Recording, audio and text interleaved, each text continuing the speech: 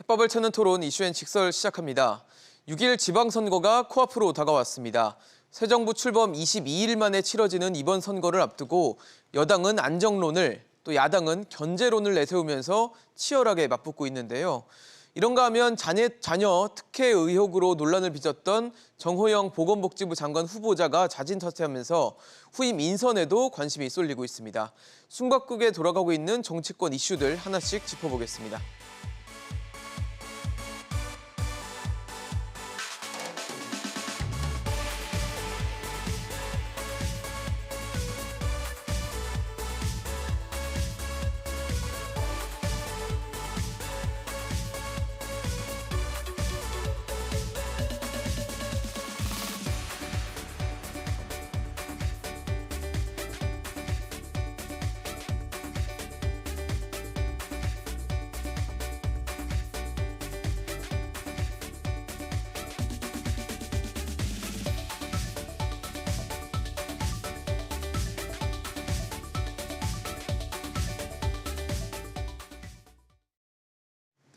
네, 오늘 함께해 주실 세 분 소개하겠습니다.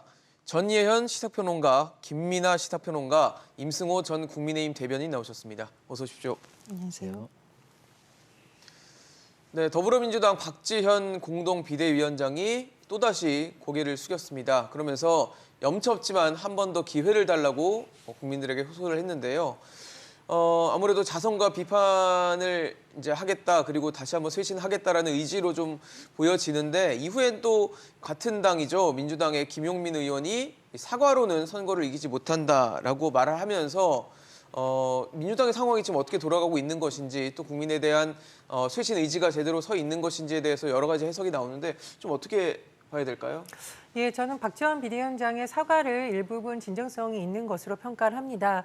사실은 지난 대선에 영입된 젊은 정치인이고요. 당내에서 끊임없이 쓴소리를 많이 하고 있습니다.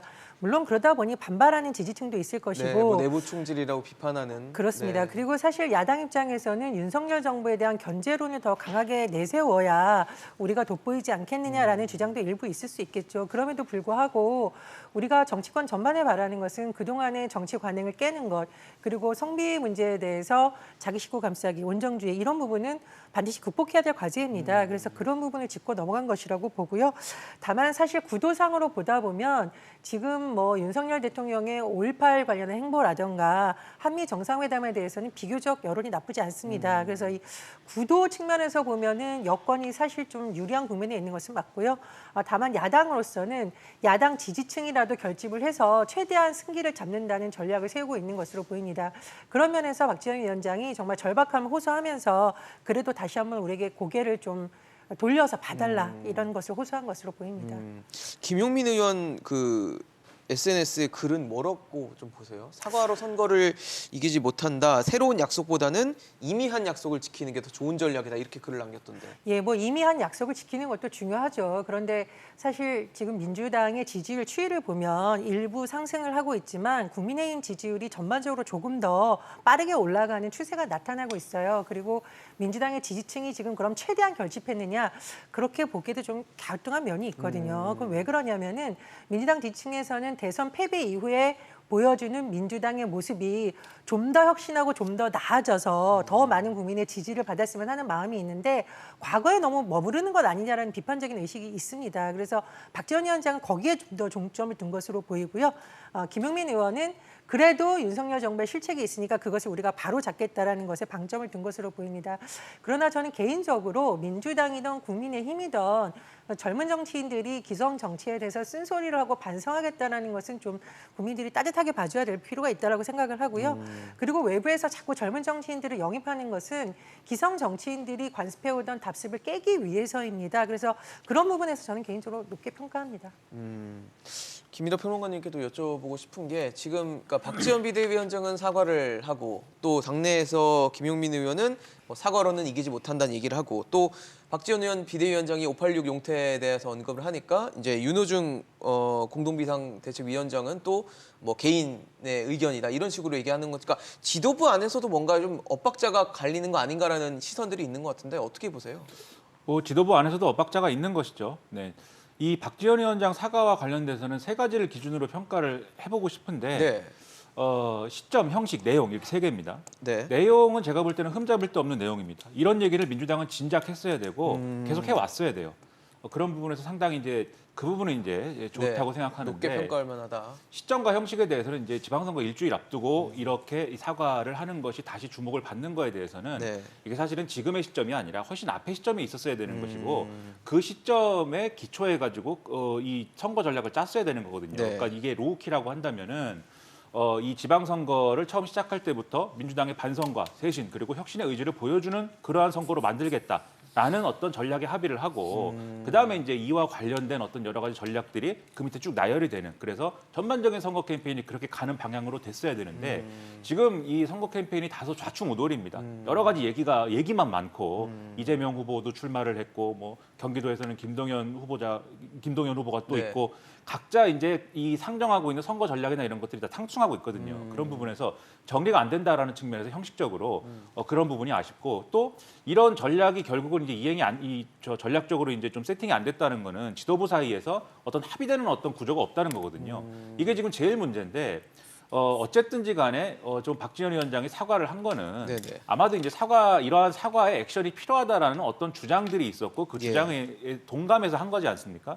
다소 이게 개인적인 어떤 플레이로 비추는 것에 있어서는 제가 볼 때는 좀 아쉬운 부분이 있지만 어쨌든 이렇게 사과를 했다고 하면은 그 공동 비대위원장이 사과를 한 거에 대해서 다른 지도부가 좀 뒷받침을 하고 그리고 의원들이 그거에 대해서 동의하고 이런 과정들을 거치면서 예. 남은 일주일만이라도 앞으로 민주당이 어떻게 가겠다라고 하는 쇄신안들을 쭉 내보이고 이런 것들을 하려고 노력을 해야 돼요. 근데 박지원 위원장이 사과를 하니까 지금 뭐 공동 비상대책위원장이기도 한 이 윤호중 위원장이 네. 이 개인 의견을 개인의 얘기한 생각인 것이다. 것 같다. 논의하지 않았다. 그렇죠. 네. 선대위원장의 역할에 그러니까 충실하게 약간 생각이 바란다. 다르다라는 식으로 비춰지는 것 같거든요. 그렇죠. 김용빈 의원 또 앞서도 보셨듯이 네. 오히려 그 사과로 선거를 이걸로만 이길 수 없다. 근데 대선에 패배하고 지금 선거 분위기가 안 좋은 거는 오히려 민주당의 이런 태도 때문에 안 좋은 거거든요. 그 사과로 선거를 이기지 못한다. 그러면 어떻게 해야 되느냐? 지지층이 좋아하는 얘기, 지지층이 동의할 수 있는 얘기. 민주당 지지층만 사실은 공감하고 있는 그러한 이슈들에 대한 얘기를 하는 것이 올바른 선거 전략이다라는 결론으로 이어질 수가 있어요. 김용민 의원 주장은. 그런데 이전에 그렇게 해왔는데 그게 좋은 결과 나왔느냐? 그렇지 않거든요. 그래서 오히려 이런 모습을 보이는 것이 오히려 역효과를 불러일으킬 수 있기 때문에 사과는 했습니다. 주사위는 던져졌으니까 네네. 거기에 맞춘 전략을 남은 일주일만이라도 선보이는 게 중요하다고 저는 생각합니다. 이렇게 계속 다른 얘기들이 나오니까 이제 국민들 입장에서는 쇄신을 할 의지가 있는 것이냐라고 다시 반문하는 마음을 갖게 되는 것 같거든요. 그러니까 박지원 위원장의 사과 자체는 뭐 저는 평가할 부분도 있다라고 보지만 저는 사실 내용에 비춰봤을 때 대선 직전에 송영길 당시 대표가 했던 얘기가 크게 다른 게 없습니다. 오히려 어떻게라는 측면은 지금 나오지도 않고 있거든요. 저는 뭐 박지원 위원장이 그런 사과보다 더욱더 문제인 것이 민주당의 주류 분들이라고 생각을 하지만 그 내용에 대해서 조금 말씀드리자면 586 용태에 얘기했지만 이건 송영길 당시 대표가 얘기했던 거예요. 그래서 586 용태 했습니까? 그때 하지 않고 이번에 지방선거 이기면 진짜 하겠습니다라고 얘기하는 것에 공감해줄 국민들이 누가 있을까요? 그때 당시 얘기했던 게 뭐 선거제도 개혁 얘기했는데 선거 결과와 무관하게 선거 개혁하겠다라고 얘기했지만 선거 개혁했습니까? 안 하고 있지 않습니까? 180석 가지고.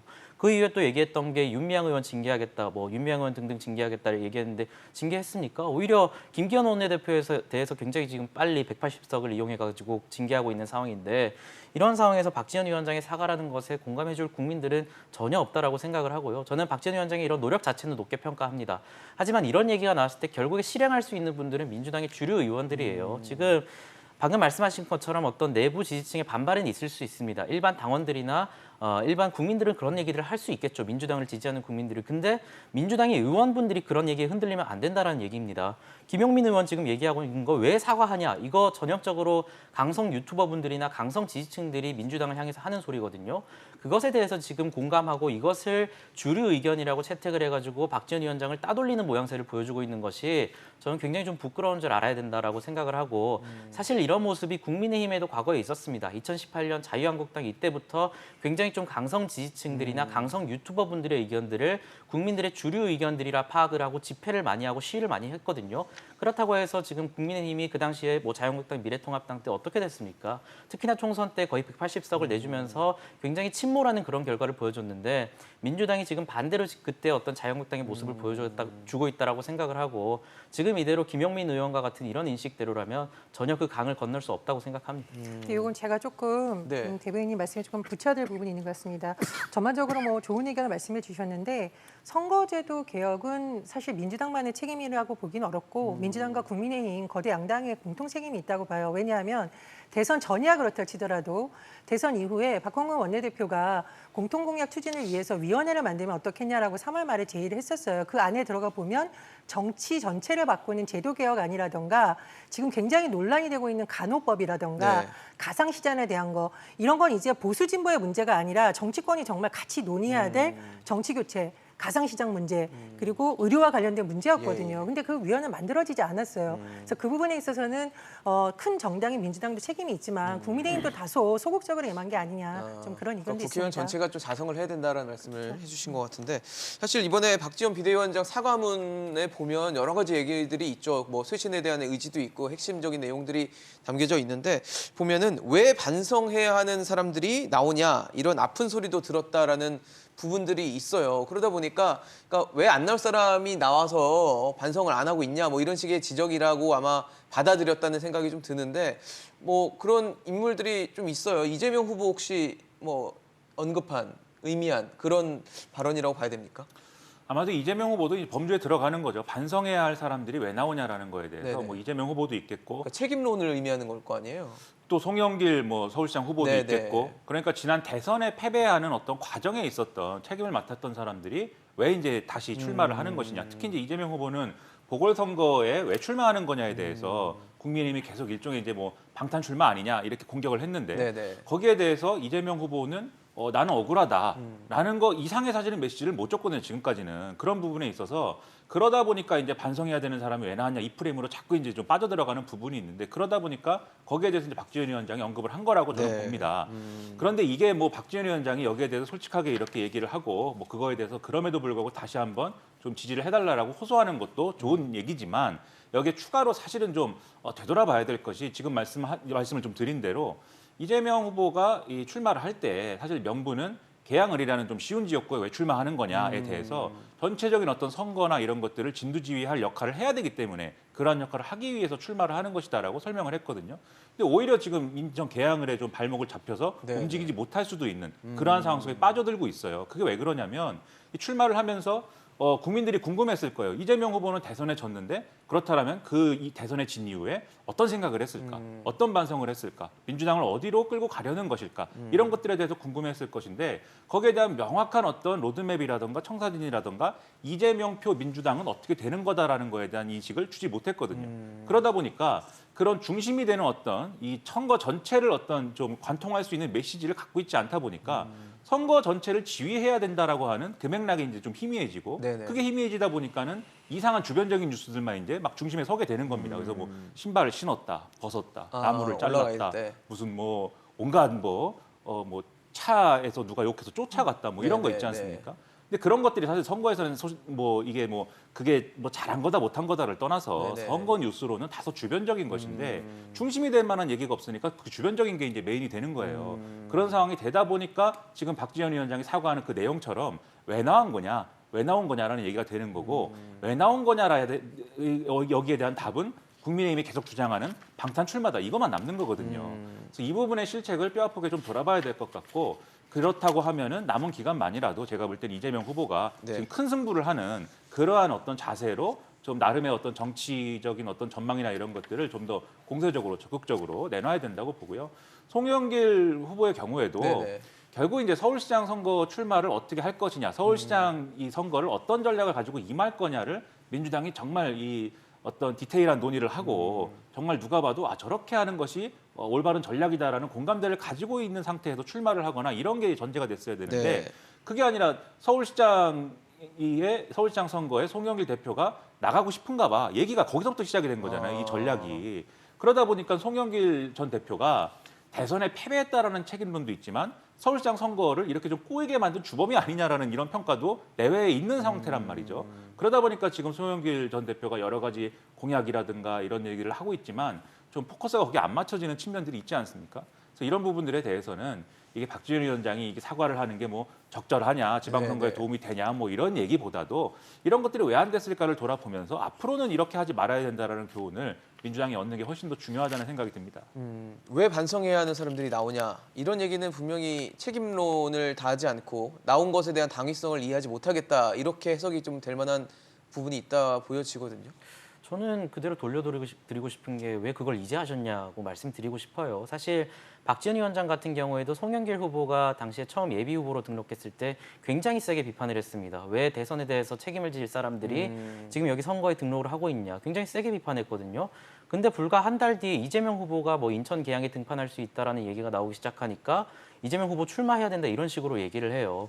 그러니까 송영길 후보보다 더욱더 지금 책임이 있는 사람이 이재명 후보인데 송영길 후보에 대해서는 세게 비판을 하고 그 뒤에 얼마 있지 않아서 이재명 후보는 뭐 굉장히 중요한 자원이기 때문에 등판을 해서 선거를 도와줘야 된다. 그러니까 박지원 위원장이 뭐 정치를 처음 하시는 분이긴 하지만 적어도 본인이 얘기했던 그 원칙만 지켰으면 저는 지금처럼 민주당의 지지율이라든지 아니면 뭐 서울시장을 비롯해서 인천 계양을 지역의 지지율이 이처럼 요동치지는 않았을 것이라고 생각을 해요. 물론 박지원 위원장을 돕지 않는 민주당의 대부분의 의원들에게 저는 책임을 더 돌리고 싶지만 어쨌든 박지원 위원장도 정치를 처음 하시는 분이긴 하지만 비대위원장직에 있는 분입니다.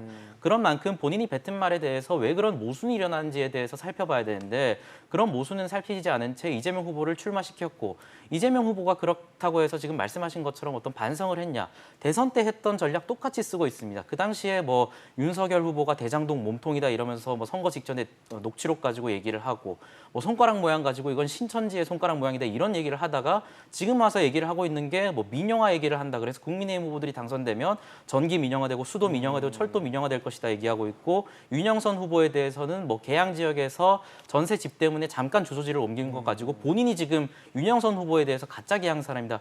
이런 공격을 하고 있거든요. 그래서 이재명 후보가 철저하게 반성을 하고 나왔어도 지금 굉장히 부족했을 선거 그런 국면에 전혀 반성을 하지 않고 오히려 더욱더 선동을 하는 그런 정치로 나왔기 때문에 이 부분 지금 선거가 약 일주일 남은 시점에서 뭐 고쳐 쓸 수도 없는 수준이다 이렇게 평가하고 싶습니다. 근데 저는 좀 반대 의견인데 네네. 사실 제가 이재명 후보가 출마 선언을 하기 직전까지도 좀 취재를 많이 했었을 때는 네네. 당내에서 반대 의견도 많았었고 캠프에서 일했던 이른바 최측근들도 개항을 반대를 하는 의견이 많았어요. 나오지 않는 게 낫겠다. 네, 왜냐하면 말하면 이제 이런 비판론의 의식을 내부에서도 한 거죠. 그런데 지방선거에 출마하려는 분들이 있잖아요. 특히 접전지라던가 고전하는 지역에서 출마하는 분들을 제가 취재해보면 그래도 이재명 전 후보가 나와서 도와주길 바라는 당원들도 상당수 있었습니다. 이재명의 네임밸류를 좀 그렇죠. 들여놓고 싶다. 왜냐하면 이제 문재인 대통령이 퇴임한 이후에 민주당으로서는 이른바 얼굴로 내세울 만한 인물이 좀 마땅치 않다라는 의견이 좀 하부 조직에는 많이 깔려 있었던 것 같아요. 그러다 보니 그런 의견이 계속 전달이 됐고 아마 그런 부분도 일부분 좀 고려를 했다라는 건데 반성이 부족했다는 부분은 저는 좀 공감을 합니다만 아마 이런 기류가 막바지에 좀 입장을 선회하는 측면에서의 영향이 있지 않았을까 이런 생각이 듭니다. 이재명 후보도 출마 선언을 하면서 그 얘기를 했잖아요. 나올까 말까 굉장히 회의적이었고 고민을 했는데 결과적으로는 이렇게 나오게 됐고 그런 비판론을 어쨌든 예상을 하고 나왔기 때문에 이런 부분에 대해서는 앞으로 좀 성과로 보여줘야 될 텐데 사실 인천 계양을이 민주당 텃밭이라고 부르는 지역이었고 송영길 전 이제 지금 후보죠. 서울시장 후보가 서울시장에 나오면서 이제 보궐선거를 하게 된 건데 글쎄요. 이 지역에서 호락호락하지 않은 것 같습니다. 민주당 텃밭이라는 별명이 좀 무색할 정도로 윤형선 이제 국민의힘 후보가 굉장히 약진하고 있어요. 어떻게 보십니까? 이게 이제 뭐 이른바 뭐 25년 대 25일이다 이렇게 지금 주장을 하고 있는 거 아닙니까? 윤영선 후보는 이제 이 계양을의 토박이고 네네. 본인은. 25년 살았다. 그렇죠. 이재명 후보는 이제 경기도에서 이제 뭐 국민의힘 표현에 따르면 네네. 뭐 도망을 왔다 뭐 이렇게 하는 건데 전입신고했고. 그런 것들이 먹히고 있는 것 같아요. 크게 나누면 이제 세 가지일 텐데 첫 번째로 지금 말씀드린 이제 이재명 후보 본인의 어떤 메시지 문제가 있어요. 네네. 그래서 그 중심이 되는 어떤 정치적인 큰 메시지가 없다 보니까 이런 이제 어떤 공세들이 먹히는 거고요. 그리고 두 번째는 전반적인 지금 선거 구도 자체가 원래 이제 그렇지 않아도 새 정부가 들어서고 직후에 펼쳐지는 이런 지방선거라든가 이런 선거는 기본적으로 여당이 유리할 수밖에 없는 환경이긴 합니다만 여기에 더해서 직전의 대선 구도가 다시 되살아나면서 대선 구도가 다시 되살아난 거에 더해서 이 민주당 심판론을 사실상 국민의힘이 얘기를 하고 있는 거거든요. 그러니까 지난 정권 교체를 통해서 민주당을 심판을 했는데 민주당의 심판이 완료된 게 아니고 지금 지방선거에서 심판을 완전하게 더 해야 된다. ING다. 현재 진행형이다. 그렇죠. 그러다 보니까 그러면 심판을 당해야 되는 굉장히 상징적인 인물처럼 이재명 후보가 지금 인식이 되고 있는 거예요. 네. 그러다 보니까 이제 여기에 대해서 이 아무래도 개항을 해 사는 사람들 입장에서는 여기에 대해서 이제 이재명 후보가 아무래도 덜 반성했다는 느낌인데다가 좀 지역을 좀 무시하고 있는 거 아니냐라는 거에 더해서 전반적인 선거 분위기가 그렇게 지금 잡혀 있는 상황이기 때문에 지금 상당히 이제 어려운 국면에 빠져 들어간 그런 상황이거든요. 그래서 결론적으로 이 지역구에서는 저는 결론적으로 뭐 이재명 후보가 상당한 위기를 겪고 있는 것 같긴 하지만 저는 선거에서 뭐 패배할 것이다라고 단정하기는 지금 어렵다고 지금 봅니다. 뭐 다만 박빙의 승부예요. 그렇죠. 네, 다만 이게 여론조사에서는. 크게 이겨야 되는 건데 크게 이겨야 돼서 앞서 말씀드린 것처럼 큰 어떤 격차 속에서 전국적인 선거를 이끌 수 있는 어떤 그러한 이제 조건을 이재명 후보가 스스로 만들 수 있어야 되는 그런 선거가 돼야 되는데 그게 아니라 추격을 당하고 쫓기고 일부 여론조사에서는 뭐 이게 오차 범위 내에서 앞뒤가 뒤집어지고 이런 네, 상황이 네. 되다 보니까 충분히 이재명 효과를 스스로 만들어내지 못하는 국면 속으로 들어가 버린 거거든요. 이게 세 번째로 이런 것들이 악순환이 이루어지면서 더 안 좋은 국면이 되는 거예요. 그렇기 때문에 이게 첫 단추를 잘 끼우고 이후에 잘 얘기를 만들어 나가는 것이 필요했는데 그렇지 못한 것이 결국은 전반적인 민주당의 어떤 선거 전략에 있어서는 좀 악영향으로 번지고 있다라는 게 인천 개항을의 최근의 여론조사 결과라든가 이런 것들이 보여주는 문제라고 봅니다. 사실 이재명 후보가 계양을이라는 지역, 그러니까 상대적으로 민주당 입장에서는 좀 쉬운 지역에 나오면서 이제 총괄선대위원장까지 하면서 이제 그러니까 선거를 좀 진두지휘하고 지역구는 쉬운 지역이니까 여기서 승리를 따내겠다 이런 계획이었지 않을까 싶은데 현재 상황은 완전히 다르거든요. 이거를 국민의힘에서는 예상을 했다는 기류가 있나요? 어때요? 정말 아니한 생각으로 민주당이 선거에 임했다라는 걸 볼 수 있죠. 사실 뭐 저희 국민의힘에서도 여러 후보군들이 계양 지역에 언급이 됐지만 뭐 여러 인지도가 있는 분들이 그럼에도 불구하고 저희는 그 지역에서 오래 계신 분들을 상대 후보로 선정을 했고 또 이준석 대표가 언급했듯이 이번에 혹시나 지더라도 다음번에 계속해서 계양에 투자할 수 있는 인물을 가져가겠다라는 발언을 하면서 선거 구도 자체를 계양 사람 대 계양이 아닌 사람의 구도로 만들어버렸습니다. 방금 전 평론가님께서 어떤 그런 지방선거에 출마하시는 분들의 요구가 있었다라고 얘기를 했지만 결국에 판단은 지도부가 해야 되는 겁니다. 그리고 단연간의 어떤 숙련된 정치 경험이 있는 분들이라면 적어도 그 지역에 이재명 후보를 출마시켰을 때 반발이 굉장히 심했을 것이라는 예상을 당연히 해야 됐고 그에 따른 판단을 해야 됐거든요. 지금 계양구 주민분들 입장에서는 굉장히 좀 분노를 할 겁니다. 왜냐하면 송영길 후보에 대해서 굉장히 강한 지지세를 보여줬고 저번 총선 같은 경우에는 20%포인트 가까이 차이가 날 정도로 송영길 후보에 대해서 압도적으로 지지를 해줬는데 정작 그 후보 같은 경우에는 서울에 가가지고 나는 서울 사람이다라는 식으로 서울시장 선거를 뛰고 있고 갑자기 경기도에서 오래 계셨던 분이 뭐 대장동이 최대 치적이다라고 하시는 분이 갑자기 계양 지역으로 와가지고 뭐 본인이 계양 사람이다라는 식으로 얘기를 하고 있는 것에 대해서 이해를 할 수가 없고 그래서 오히려 계양 지역에 와서 하고 있는 행태라는 것이 아까 말씀하신 어떤 뭐 신발을 벗는다. 저는 이런 것들이 뭐 선거의 주요 의제로 떠오르는 것이 굉장히 좀 불만스러운 사람 중에 한 명이지만 어쨌든 이재명 후보기 때문에 더욱더 그런 것들이 부각되는 것이거든요. 만약에 인지도가 이재명 후보보다 다소 떨어지는 인물이었다면 이처럼 좀 화제가 되진 않았을 겁니다. 그럼에도 불구하고 본인이 대선 후보급의 인물이 명분도 없이 여기에 왔다면 그런 것들이 이슈가 되지 않게끔 관리를 하는 측면이 있어야 되는데 그런 행태를 보이고 또 다른 지역을 돌면서 물론 선대위원장이니까 다른 지역을 돌 수 있습니다. 하지만 이런 상황에서는 계양 지역에 모든 것을 투자해도 모자랄 판에 다른 지역에 가가지고 다른 후보들의 지지를 호소하고 있는 것이 계양구 주민들의 입장에서는 이재명 후보는 당연히 계양 지역에서 당선될 것이라고 생각을 하는구나라고 하는 어떤 괘씸하다라는 여론이 생길 수 있는 부분이 있기 때문에 굉장히 좀 잘못된 판단을 연달아서 하고 있다 생각합니다. 네. 근데 저는 예. 사실은 우리가 이제 선거에서 구도나 인물을 바람을 봐야 되는데 구도 자체가 사실은 지금 대선 끝난 지 한 달도 안 되는 네네. 지방선거인데 소위 야당이 쓸 수 있는 카드가 뭐가 있겠습니까? 당장 뭐 한미 정상회담만 해도 뭐 미국 대통령, 한국 대통령 사진만으로도 사실은 엄청나게 여권에는 유리할 수 있는 국면이 계속 형성이 되는 건 좀 인정을 해야 될 것 같고요. 다만 저는 뭐 이재명 후보를 감싸려는 게 아니라 이재명 후보가 참 보기 드문 어떤 선거 역정을 걸어온 부분은 인천 계양을 주민들도 좀 주목해야 하지 않을까 생각이 드는데 그 이유는 자치단체장을 쭉 거쳐서 영선이면서 대선 후보가 된 케이스가 우리나라에 거의 없습니다. 그러면 비판적인 의견도 있겠지만 어쨌든 바닥에서부터 지방자치를 잘 알고 일을 잘했다라는 여론이 있었기 때문에 또 그런 과정을 밟아올 수 있었던 거거든요. 더군다나 이재명 후보는 당내에서 주류도 아닌 완전 비주류였어요.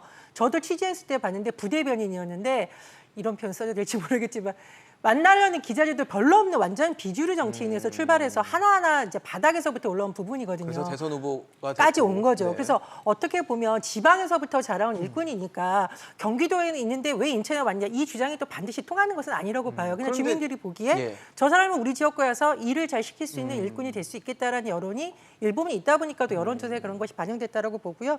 어쨌든 민주당에서는 마지막에 좀 바람을 일으키려는 바람이 있는데 다만 이제 임성회 대변인 말씀 중에 제가 좀 동의하는 부분은 네. 아무리 대선 후보라고 하더라도 지역구에 나왔으면 지역구에 조금 더 집중해야 되는 건 맞습니다. 어떤 명분인지. 그러니까 지금 총괄 선대위원장을 집중하기엔 좀 어려운 상황인 것 같거든요. 지금 그렇습니다. 뭐 상황이. 당내 전반 상황을 봐서는 그럴 수 있지만 말씀해 주셨듯이 여러 가지 상황을 감담한다면 지역 주민들이 바라는 요구에 또 수긍하는 것도 지역구에 나온 국회의원 후보의 몫이라고 생각이 듭니다.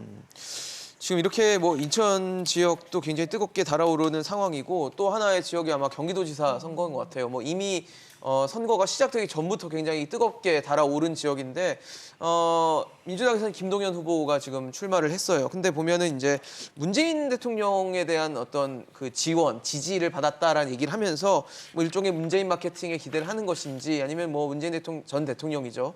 문재인 전 대통령의 후광을 좀 등에 업고자 하는 것인지 좀 궁금한데 어떻게 보세요? 뭐 이게 이제 선거 전략의 이제 흔한 어떤 그러한 패턴으로 보면은 지방선거 아무래도 이제 투표율도 낮을 것이고 아마도 그런 상황이다 보면은 이제 이 민주당의 어떤 이 기존의 선거 전략으로 보면 지지층을 최대한 끌어내는 것이 좋다. 그래야 이제 이길 수 있다 이런 계산이 있기 때문에 네네. 지지층을 뭘로 끌어낼 거냐에 대한 고민이 항상 있는 거거든요. 그걸 하기 위해서 사실 이재명 후보의 역할이 필요했다라고 애초에 생각했던 건데 지금 어쨌든 앞서 말씀드린 수많은 그런 요인들 때문에 이재명 효과라는 게 상당히 상쇄돼 버렸지 않았습니까? 그런 상황에서 김동연 후보도 예. 이재명 후보의 이른바 이제 뭐 명심을 등에 업은 후보다 이것만 가지고 뭐 선거 치를 수 없는 것이니까 네네. 추가적인 어떤 지지층의 어떤 좀 호소할 만한 카드가 있어야겠는데 그러다 보니까 다소 이제 이재명 후보하고는 선을 좀 긋더라도 문재인 전 대통령하고 좀 이렇게 좀 관계를 언급한다든지 네. 이런 측면도 같이 고려하고 있는 것 같아요. 그리고 박지원 위원장이 또 사과를 하니까 같이 사과하는 모습도 보이고 다각적으로 얘기를 하고 있는데 근데 저는 김동연 후보가 이렇게 좀 지지층을 끌어내기 위한 노력을 할 수밖에 없는 좀 조건이 있는 건 사실입니다. 왜냐하면 경제부총리 하다가 문재인 대통령하고 네. 충돌, 네, 뭐 네. 대통령하고 직접 충돌을 한 건 아니에요. 네. 그 밑에 이제 정책실장이라든가 이런 분들하고 충돌을 하고 결국 이제 경제부총리직을 내던지고 이제 나온 사람인 거잖아요. 그런 맥락이 있다 보니까 지지층을 100% 끌어낼 수 있는가에 대한 좀 의문이 있는 의문이 것이고 있었는데. 그래서 좀 의존하는 측면도 있는 것인데 근데 저는 지금과 같은 선거 구도에서라면 지지층을 끌어내는 것도 뭐 중요하겠지만 김동연만의 색깔을 보여주는 게 훨씬 더 필요하다고 생각합니다. 사람들이 기대하는 바가 있는 거거든요. 민주당 소속이긴 하지만 민주당답지 않은 모습이 있을 것이다. 그리고 그것은 아마도 민주당 출신들이 지금까지 어떤 뭐 그동안 정권 교체 여론에 기대서 좀 거기에 논리들을 생각해 보면은 뭐 운동권 출신들이고 다 그렇지 않습니다. 당연히 네네네. 민주당이 뭐 김앤장 출신도 있고 막 이렇단 네네. 말이에요. 일부. 근데 그렇죠. 어쨌든 뭐 운동권 출신이다, 시민단체 인사들이 입김이 세다 이런 거 맥락이 막 있다 보니까 김동연 후보는 하지만 경제 전문가이고 관료 출신이지 않는가. 아마도 그렇기 때문에 일을 잘할 것이고 실물 경제에 밝을 것이다. 그런 것들에 대한 기대가 있는데 네네. 지금 아무래도 그런 것들이 그런 어떤 김동연 후보의 장점에 포커스가 모아지는 그런 선거전을 지금 치렀다라고 보기는 조금 어려운 어렵다. 측면이 분명히 있습니다. 그렇기 때문에 좀 의존 전략보다는 좀 뭐 이런 그 불가피한 측면도 있지만 자기 색깔을 분명히 내는 캠페인을 앞으로 남은 일주일 동안에라도 좀 하는 것이 훨씬 더 도움이 되지 않을까 생각합니다. 사실 지금 뭐 문재인 전 대통령의 응원을 받았다, 지지를 받았다라는 식으로 이제 김동연 후보가 나오고 있고 경기도지사의 또 상대 후보는 이제 국민의힘에서는 김은혜 후보가 나와 있는 상황인데 뭐 일종에서 그런 얘기도 합니다. 이제 김동연 후보가 이제 이재명 후보의 뭐 2심 그리고 또 김은혜 후보는 윤석열 대통령의 뭐 윤심이다. 그래서 뭐 대선 2차전 혹은 미니 대선이다 이런 얘기까지 나오는데 경기도지사 선거는 좀 어떻게 전망하고 계십니까? 저는 뭐 결과는 지금 예단할 수 없을 정도로 뭐 여론조사마다 결과도 좀 박빙이죠. 굉장히 지금 다르게 예. 나타나고 있는 상황이라서 결과는 쉽게 예단할 수 없지만 뭐 적어도 한 가지 확인할 수 있는 건 대선 국면에서 사실 대선 결과를 봤을 때 국민의힘 입장에서는 경기도가 굉장히 불리한 지역이라는 판단이 있었는데 굉장히 지금 많이 따라잡힌 김동연 후보가 많이 따라잡힌 것은 분명한 사실인 것 같습니다. 이런 상황에서 보면 김동연 후보의 어떤 전략이라는 것이 말씀하신 것처럼 굉장히 좀 판단을 잘못했다라는 부분도 있는 것 같아요. 민주당이 지금 전체적으로 방금 말씀하신 것처럼 대선 이후에 대선 연장전의 성격으로 갈 수밖에 없는 그런 부분들도 있겠지만 이를 가속화시키고 더욱더 심화시키는 것은 저는 민주당이라고 봐요. 이재명 후보를 등판시킴으로써 오히려 대선 연장전의 이미지를 더욱더 가져가고 있고 김동연 후보는 분명히 자신이 살릴 수 있는 강점이 있음에도 불구하고 그것을 지금 살리지 못하고 문재인 대통령 마케팅 이런 거 하고 있는 거거든요.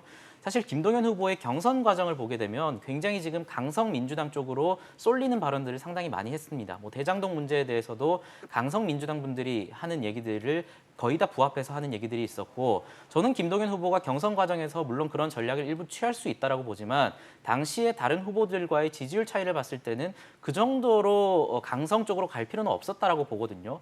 그런데 이제 와서 경선 이후에 조금 거리를 두려고 하다 보니까 이재명 후보의 어떤 법인카드 문제에 대해서 조금 강하게 얘기를 하고 있긴 하지만 국민들의 입장에서는 그때 경선 과정에서 김동연 후보의 어떤 모습들이 굉장히 깊게 박혀 있는 겁니다. 그래서 김동연 후보가 가져갈 수 있었던 것은 민주당 내의 어떤 엑스맨 같은 역할이었겠죠. 민주당을 굉장히 강하게 비판하고 본인이 어떤 경제 관료로서의 그런 장점들을 살릴 수 있었는데 정치인으로서의 김동연의 이미지를 가져가는 과정에서 굉장히 좀 민주당의 어떤 강성적인 그런 목소리들과 크게 차별화하지 못했고 이제 와서 그런 부분들과 조금 이별하고자 하는 모습들을 보이고 있지만 상당히 시기적으로 조금 굉장히 좀 가까워진 네. 선거와 가까워진 측면이 있고 오히려 이재명 후보가 등판함으로써 이슈가 전혀 되지 않는 부분들이 있어서 상당히 지금 뭐 결과는 예단할 수 없지만 네. 어려운 선거가 된 것은 분명하다라고 말씀드리겠습니다.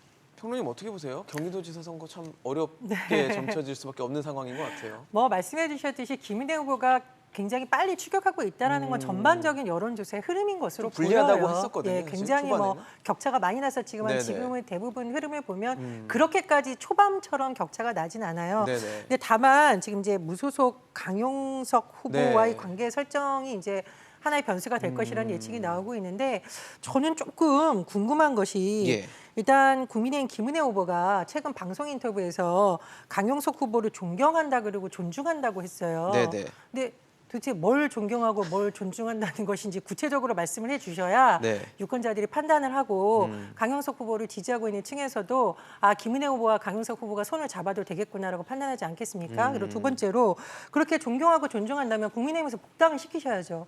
지도부에서 복당 안 된다고 하는 데는 나름대로 판단이 있었을 겁니다. 그래서 아무리 선거에서 급하다고 하더라도 정치인이 중요한 시기에서 보여주는 모습이 진짜라는 말이 있습니다. 그래서 이 김은혜 후보가 어떤 스탠스를 취하느냐에 따라서 아마도 유권자들의 판단이 달라질 수 있다고 보고요.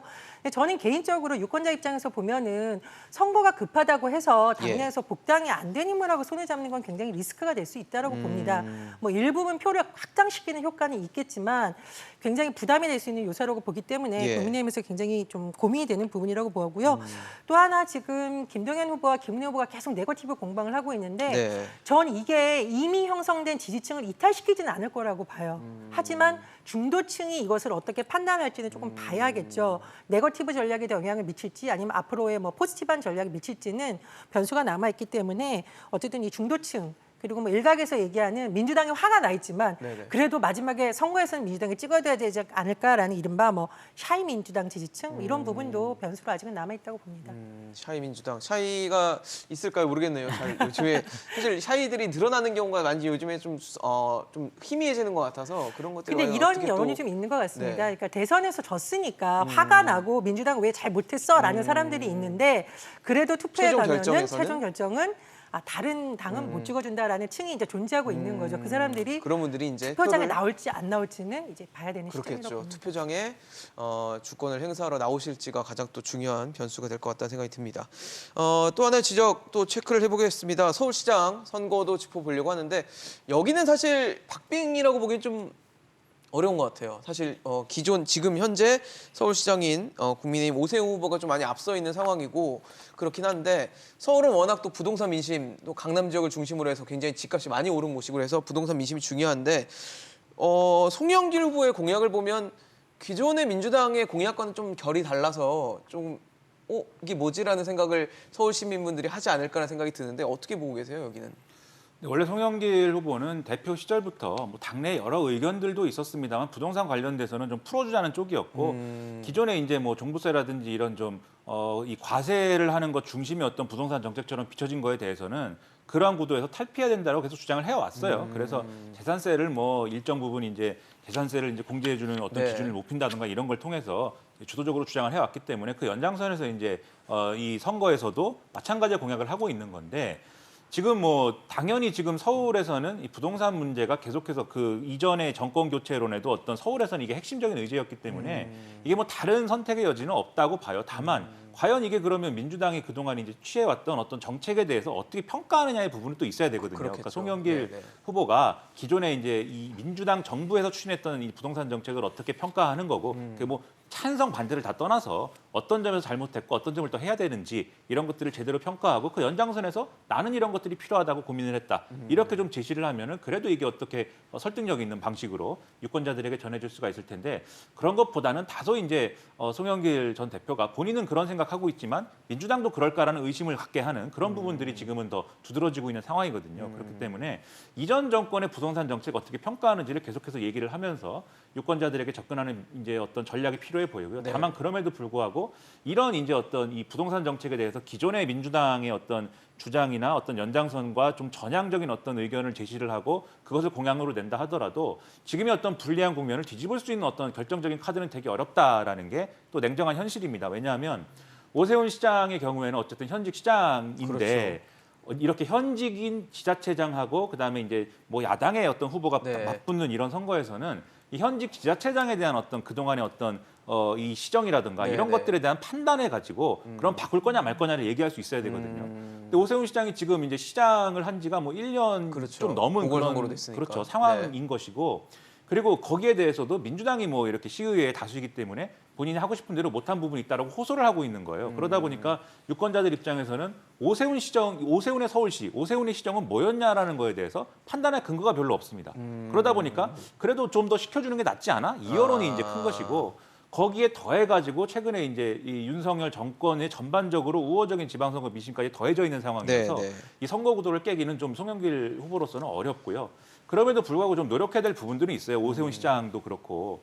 제가 계속 이제 좀 눈에 띄는 것은 국민의힘 수도권 후보들이 눈에 띄는 거는 어떤 리더십의 문제에 있어서 오세훈만의 리더십을 보여줬느냐라고 하면 그건 또 아닌 거거든요. 그게 뭐 민주당 때문이든지 아니면 뭐 자기의 어떤 실력의 네, 문제든지 어떤 간에 이유든 간에. 그렇죠. 이 선거전에서 오세훈 시장의 선거전에서 눈에 띄는 장면 뭐였느냐라고 하면 사실 뭐 별로 생각나는 거 떠오르는 없습니다. 게 별로 그렇죠? 없다라는 거죠. 김은혜 후보도 사실 마찬가지. 앞서 좀 얘기를 했습니다만 김은혜 후보 뭐 윤심을 등에 업은 후보이고 정말 이제 출마 선언할 때는 네. 철의 여인이다. 뭐 이런 네. 얘기도 많이 했는데 과연 철의 여인이라고 비교할 만한 장면이 있었느냐? 그렇다기보다는 좀 리더십에 있어서 과단성이 없는 거 아니냐라는 어떤 인상이 더 강했거든요.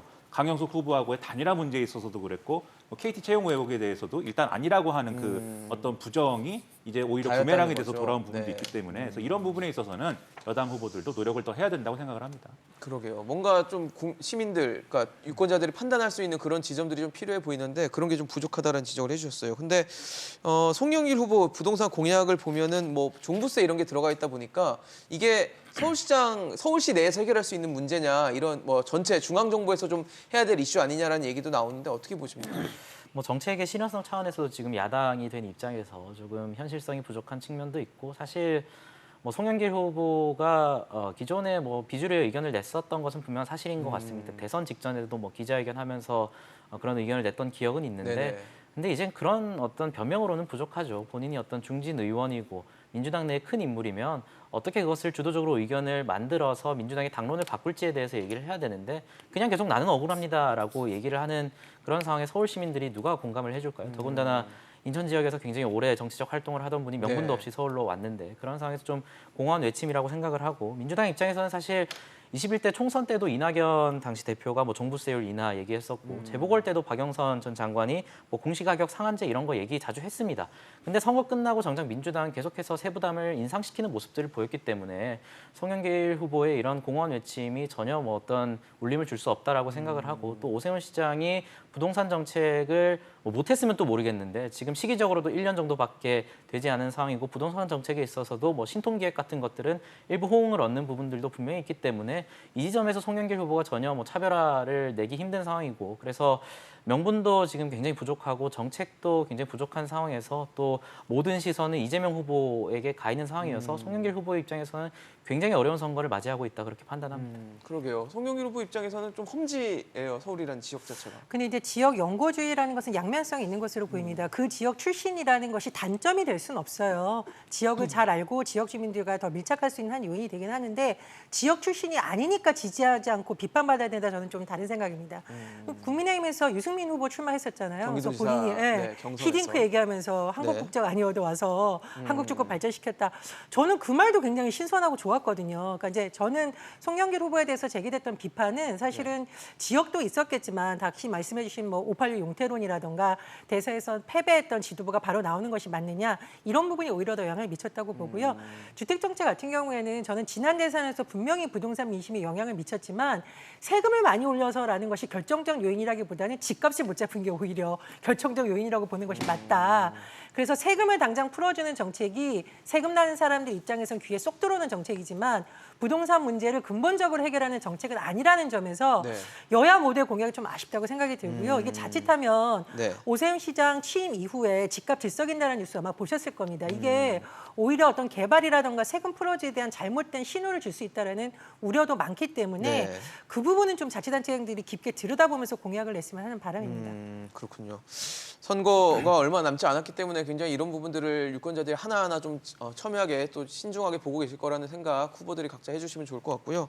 하나 마지막으로 또 짚어볼 이슈 장관 후보자 얘기입니다. 정호영 보건복지부 장관 후보자가 자진 사퇴를 결정했습니다. 길었네요. 굉장히 후보자 지명된 지도 43일 그리고 청문회 마친 지 20일 만에 자진 사퇴하면서 내려왔는데 내려오면서 협치에 미랄이 되겠다라고 했어요. 협치 가능할까요? 협치의 미랄이 될 수는 없을 것 같아요. 지금 그래요? 말씀하신 안될것 것처럼 같으세요? 워낙 이제 시기가 오래 지났기 때문에 그러게요. 꽤 지났습니다. 이게 협치의 미랄이 된다기보다는 국민의힘과 윤석열 정부 입장에서 시한폭탄을 제거한 거에 가깝죠. 이게 계속해서 정호영 후보자가 사퇴하지 않고 계속 뭐 이렇게 고집을 좀 부리는 그런 네. 것처럼 비춰졌으면은 이제부터 또 여야 간에 협상을 할 것들이 있는데 이제 후반기 원구성 협상도 해야 되고 여러 가지로 어쨌든 지금 여소야대 국면에서 네. 이 지금 야당이 된 이 더불어민주당의 협력을 받아야 될 것들이 많은데 계속 얘기하지 않겠습니까? 정호영 후보자도 사퇴를 하지 않고 있는데 우리가 무엇을 어떤 신뢰를 가지고 이 협의를 하겠느냐 이런 식으로 계속 얘기를 할 것이기 때문에 네. 거의 마지노선에 와서야 이게 지금 자진 사퇴가 이루어진 그러니까요. 것이거든요. 네. 한덕수 국무총리 인준안까지 다 통과시켜 준 네. 다음에야 그러다 보니까 민주당이 이걸 뭐 진정성을 가지고 뭐 이 정호영 후보자가 자진 사퇴를 했기 때문에 앞으로 우리도 협치의 모든 뭐 이 노력을 다하자라기보다는 이건 뭐 왜 이 뒤늦게 사퇴를 시켰고 뭐 만시지탄이라고 해서 너무 늦었다까지 지적을 그렇죠. 했거든요. 예, 진정성 없다 이렇게 나올 수밖에 없는 거예요. 저는 오히려 정호영 후보자가 왜 이렇게 시간을 끌었는지에 대한 의문이 있는 게 왜냐하면 국민의힘의 의원들, 지도부 내부에서도. 그리고 그렇습니다. 심지어 대통령실의 뭐 참모들도 다 제안을 하고 얘기를 했다는 거지 않습니까? 윤석열 대통령에게 예. 이건 안고 가기가 어렵다. 지방선거도 있고 앞으로 어쨌든 여야 협상도 있고 한데 이 내버려 둘 수 없는 것이다라고 계속해서 얘기를 했음에도 불구하고 그리고 정호영 후보자 측에도 자진 사퇴가 있어야 된다고 계속 얘기했음에도 불구하고 네네. 굉장히 시간을 질질 끄는 상황이 된 거잖아요. 그 이유와 배경이 어디에 있느냐 이것을 앞으로 제대로 해명하는 게 필요한 것 같아요. 그냥 자진 사퇴를 했으니까 뭐 해결된 거 아니냐 이것보다는 왜 이런 일이 일어났고 앞으로 이런 일이 반복되지 않으려면 뭐가 필요한가에 대해서 좀 면밀하게 검토를 해야겠는데 근데 이게 단지 뭐 인사검증의 문제였느냐만 따지면 오늘 그게 논란이지 않습니까? 법무부의 인사검증 네. 어떤 권한을 주는. 그렇죠. 권한을 네. 주는 것도 이제 일종의 뭐 소통령 아니냐, 뭐 거대 뭐 법무부가 한동훈 되는 거 장관을 아니냐 향해서. 네. 이런 논란으로 이어지고 있어가지고 이 인사검증 문제가 계속 이 논란일 거거든요. 그러면 인사검증 자체의 문제도 자체의 문제지만 그것보다 이 리더십이 뭐냐를 얘기할 수 있어야 돼요. 왜 윤석열 대통령은 정호영 후보자를 지명 철회하거나 바로 정리하지 못했느냐 이 부분을 좀 이 윤석열 대통령과 국민의힘도 돌아보고 얘기할 필요가 있다고 저는 생각합니다. 왜 이렇게 오래 걸렸어요? 뭐 시기적으로 오래 걸린 부분에 대해서 저도 조금 뭐 유감스러운 부분은 있지만 네네. 분명히 어떤 정무적인 판단도 사실 있었을 겁니다. 사실 어떤 국무총리 비롯해서 인준 과정에 있어서 상당히 강대강 국면이 있었고 네. 대통령이나 국민의힘 입장에서도 야당이 된 민주당이 얼만큼 협조를 해주냐에 따라 뭐 정호영 후보자를 비롯한 다른 후보자의 거취 문제도 결정하겠다라는 정무적 판단이 분명히 있을 것이라고 보고요. 저는 뭐 협치라는 것은 결국엔 지방선거 이후에 되면 자연스럽게 이루어지지 않을까라는 생각을 합니다. 선거 끝나면요. 결국에는 지금 만약에 민주당이 지금 대패하는 그런 결과를 나타난다면 지금 말씀하신 대로 아까 말씀하신 대로 대선의 어떤 심판이 굉장히 연장되고 있는 상황이에요. 민주당 입장에서는 0.7% 차이기 때문에 별로 차이 나지 않는다. 국민의힘 입장에서는 이겼다. 이런 식이기 때문에 선거 결과에 따라서 어떤 본인들이 잘못했다. 이런 목소리가 자성의 목소리가 나오는 상황에서 협치가 이루어질 것이라고 봅니다. 네, 알겠습니다. 6일 지방선거 코앞으로 다가왔습니다. 투표자들, 유권자들의 표심이 어디로 갈 것인지 출마하신 후보들 모두가 신경 쓰고 있을 텐데 국민이 앞으로 미래를 좀 믿을 수 있게 또 신뢰할 수 있는 미래를 기약할 수 있는 그런 정책들이 좀 돋보이는 선거가 막판이지만 좀 됐으면 좋겠습니다. 오늘 전혜연 평론가, 김민아 평론가, 임승호 전 대변인과 함께했습니다. 이슈앤직설 오늘 준비한 소식 여기까지입니다. 지금까지 시청해주신 여러분 고맙습니다.